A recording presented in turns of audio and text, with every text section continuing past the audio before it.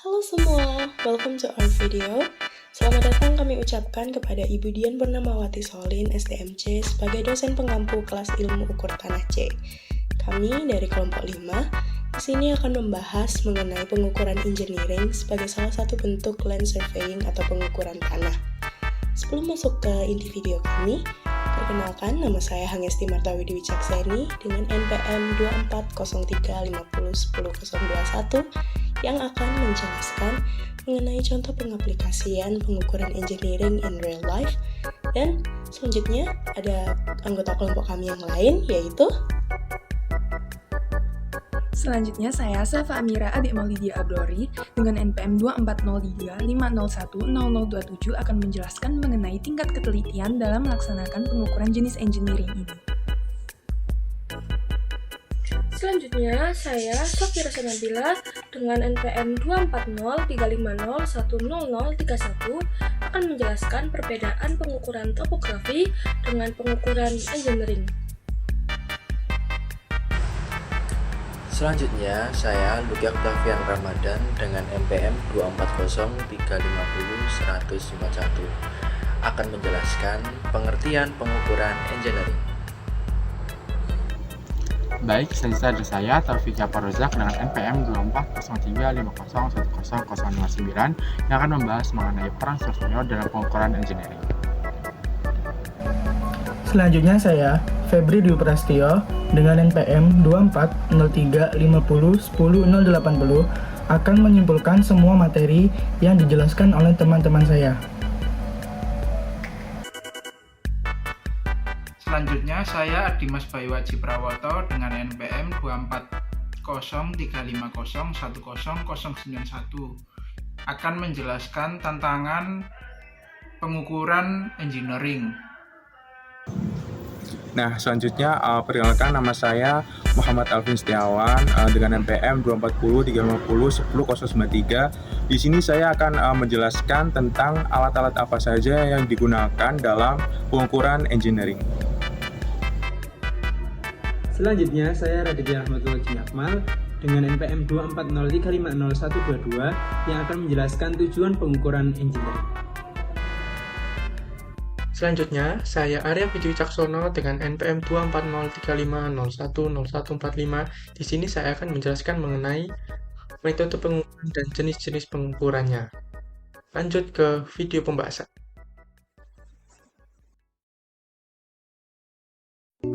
Apa sih pengukuran engineering itu? Pengukuran engineering adalah proses kuantifikasi pengukuran secara numerik terhadap besaran fisik atau teknis yang digunakan dalam bidang teknik dengan tujuan untuk memastikan akurasi, efisiensi, keamanan, dan kualitas dalam perancangan, pembangunan, dan pengoperasian suatu sistem atau struktur teknik. Perbedaan utama antara pengukuran topografi dengan pengukuran engineering adalah kalau pengukuran topografi itu lebih fokus pada pemetaan dan juga deskripsi bentuk permukaan bumi secara umumnya. Sementara pengukuran engineering lebih detail, menggunakan data topografi sebagai dasar untuk perencanaan dan analisis teknik yang spesifik untuk suatu proyek konstruksi. Pengukuran topografi menghasilkan peta yang menggambarkan kontur dan juga kenampakan, sedangkan pengukuran engineering menghasilkan data yang sangat presisi untuk desain dan pembangunan infrastruktur. Dan juga untuk perbedaannya itu bisa dilihat dari hasilnya. Jika pengukuran topografi yaitu peta topografi yang menunjukkan profil tanah, termasuk elevasi dan fitur-fitur permukaan lainnya. Sedangkan pengukuran engineering yaitu data spasial dan geometris yang digunakan dalam proses desain, analisis struktur, dan juga perhitungan volume pekerjaan. Dan juga terakhir ya, perbedaannya yaitu untuk di alat yang digunakan. Jika pengukuran topografi menggunakan alat seperti teodolit, EDM, GPS, dan lainnya, sedangkan pengukuran engineering lebih menggunakan teknologi yang lebih canggih, termasuk data dari survei topografi untuk mencapai tingkat akurasi yang lebih tinggi. Pengukuran engineering digunakan untuk menemukan data dari suatu objek. Objek itu dapat berupa jalan raya, jembatan, bangunan, lahan, dan elemen konstruksi lainnya. Kemudian Kemudian data-data tersebut yang telah ditemukan digunakan sebagai dasar perencanaan dan pelaksanaan kegiatan proyek dan pembuatan desain gambar seperti denah, peta, dan site plan. Selain itu, pengukuran ini dapat membantu mengontrol proyek agar sesuai dengan rencana dan berjalan dengan lancar. Selanjutnya, di sini saya akan membahas dan memberikan contoh pengaplikasian pengukuran engineering di lapangan atau in real life. Yang pertama adalah pengukuran beda elevasi menggunakan water pass. Water pass ini biasanya digunakan dalam perencanaan jalan, jalur rel kereta, saluran irigasi, penentuan letak bangunan, urukan tanah, dan saluran air. Dalam video ini yang saya akan bahas lebih lanjut yaitu penggunaan water pass dalam pembangunan jalan dan rel kereta. Jadi pengukuran engineering dengan water pass ini memiliki peran dalam memastikan beda elevasi sepanjang trase sesuai desain agar jalur memiliki grade yang aman dan ekonomis serta efisien energi. Beberapa contoh di kehidupan nyata di Indonesia yang telah saya peroleh dari penelusuran online adalah pembangunan jalan tol Trans Jawa dan jalur kereta cepat Jakarta-Bandung. Untuk contoh yang kedua adalah dalam rekonstruksi batas bidang tanah menggunakan GNSS Java Trim 1 di Kabupaten Kutai Kartanegara. Pengukuran engineering ini menggunakan GNSS Java Trim 1 yang memungkinkan pengukuran menjadi lebih efisien karena mampu merekonstruksi batas bidang tanah yang jauh.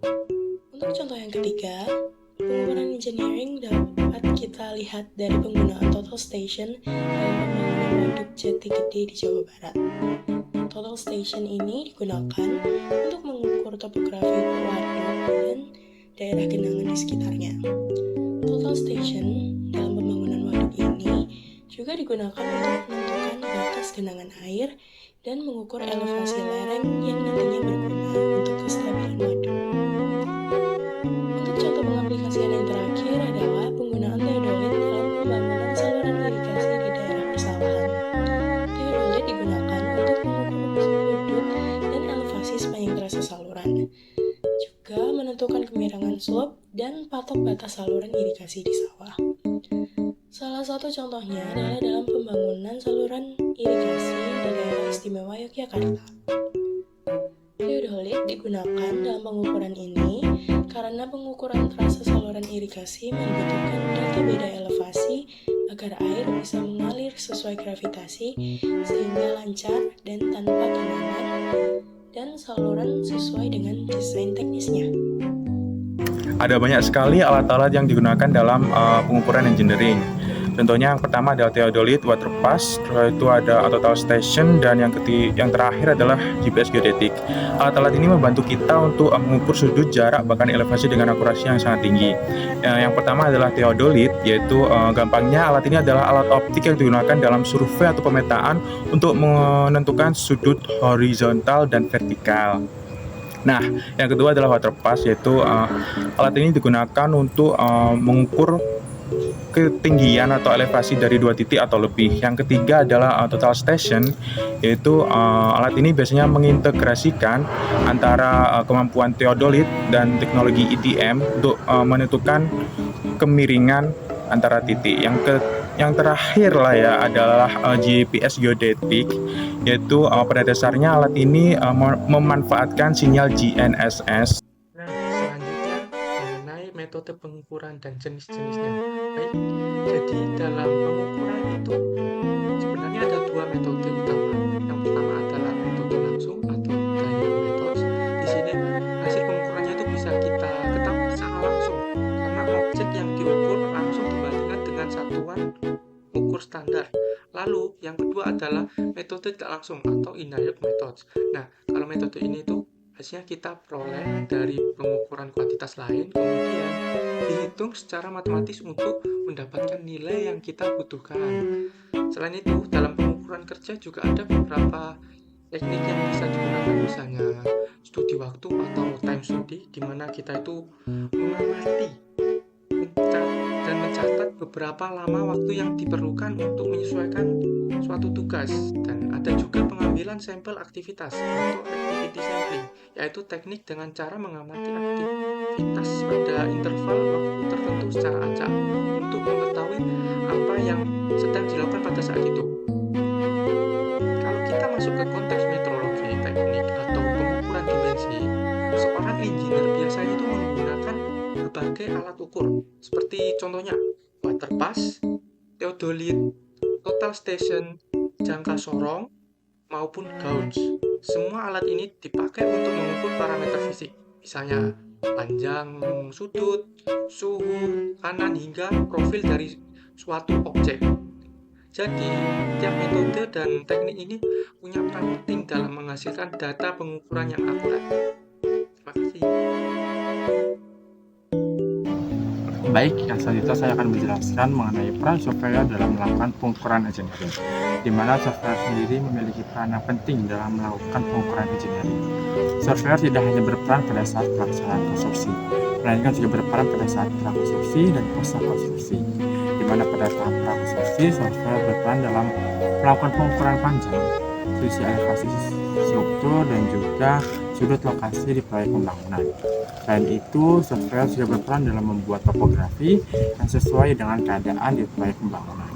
Sedangkan pada tahap pelaksanaan konstruksi, software berperan dalam melakukan setting up atau memberi penanda referensi baik secara horizontal maupun vertikal agar sesuai dengan rencana. Selain itu, software juga berperan dalam memverifikasi lokasi dan juga elevasi struktur agar sesuai dengan rencana. Dan yang terakhir, pada tahap pelaksanaan pasca konstruksi, software berperan dalam memastikan hasil akhir agar sesuai dengan rencana. Tingkat ketelitian jenis pengukuran ini memang sangat tinggi dibandingkan dengan pengukuran jenis lainnya, misalnya topografi umum atau yang lainnya, karena setiap kesalahan kecil bisa berdampak besar ke konstruksi.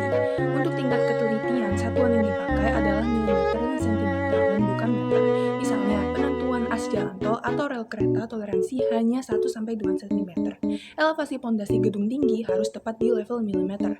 Monitoring deformasi bendungan atau tower ketelitian bisa sampai 0,1 mm dengan alat geodetik. Kenapa perlu seteliti itu? Yang pertama, biaya konstruksi besar. Salah ukur bisa bikin volume galian atau timbunan salah, artinya bisa lebih miliaran.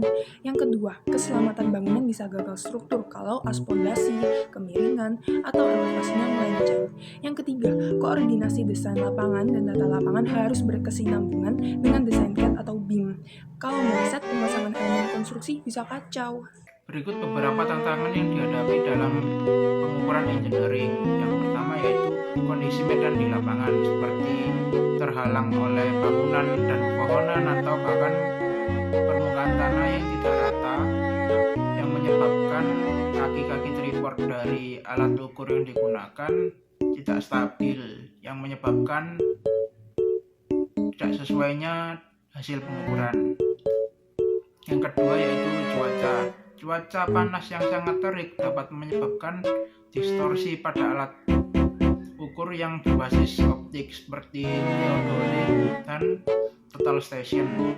Yang ketiga yaitu ketersediaan alat. Misal kita diharuskan untuk mengukur sudut horizontal, sudut vertikal, dan jarak yang dapat dengan mudah kita dapatkan menggunakan alat ukur seperti total station, tapi di lapangan hanya tersedia theodolit saja tanpa IDM, maka kita memerlukan bantuan alat ukur jarak seperti pita ukur atau rantai ukur. Jadi, dari semua penjelasan tadi bisa saya simpulkan seperti ini. Pengukuran engineering pada dasarnya adalah proses mengukur dengan sangat teliti untuk kebutuhan proyek teknik sipil. Nah, biar lebih jelas, coba kita lihat perbedaannya dengan pengukuran topografi. Kalau topografi hanya memetakan permukaan bumi secara umum, engineering lebih detail karena datanya dipakai langsung untuk desain dan pembangunan. Dari perbedaan itu, kita bisa paham bahwa setiap pengukuran engineering pasti punya tujuan khusus. Tujuannya jelas, supaya proyek berjalan tepat, efisien, dan sesuai rencana. Dan tujuan ini bisa kita lihat langsung lewat contoh penerapannya di lapangan. Contohnya, pengukuran elevasi jalan dengan waterpass, batas tanah pakai GPS, pembangunan waduk dengan total station, hingga saluran irigasi dengan theodolit. Nah, Semua contoh tadi tentu butuh alat-alat khusus untuk bisa dilakukan. Alatnya juga beragam, mulai dari theodolit, waterpass, total station, sampai GPS geodetik. Dengan alat ini, data yang didapatkan jadi lebih presisi. Tapi bukan cuma alatnya yang penting, melainkan juga bagaimana metode pengukurannya dilakukan. Metodenya ada langsung, ada juga yang tidak langsung, lewat perhitungan. Selain itu, ada juga metode kerja, seperti studi waktu dan sampling aktivitas. Dan tentu saja, semua metode ini dijalankan oleh orang yang punya peran besar di lapangan, yaitu surveyor. Surveyor berperan di semua tahap, prakonstruksi, saat konstruksi, dan sampai pasca konstruksi. Karena itu, pengukuran harus dilakukan dengan tingkat ketelitian yang sangat tinggi. Kenapa harus seteliti itu? Karena kesalahan sekecil milimeter saja bisa bikin biaya bengkak. Hasil nggak sesuai desain, bakal membahayakan bangunan. Tapi meski harus teliti, di lapangan pasti ada tantangan yang harus dihadapi. Tantangannya mulai dari kondisi lapangan yang sulit, cuaca yang kurang mendukung, alat yang terbatas, sampai kebutuhan kalibrasi agar hasil tetap akurat. Jadi, bisa kita garis bawahi, pengukuran engineering inilah yang jadi dasar penting agar pembangunan bisa aman, efisien, dan tepat sasaran. Itulah kesimpulan dari materi pengukuran engineering. Intinya, pengukuran ini jadi dasar penting agar pembangunan berjalan aman, efisien, dan sesuai rencana. Semoga bermanfaat, dan sampai jumpa di kesempatan berikutnya. Terima kasih. Terima kasih. Terima kasih. Terima kasih. Terima kasih. Terima kasih. Terima Terima kasih. kasih. Terima kasih.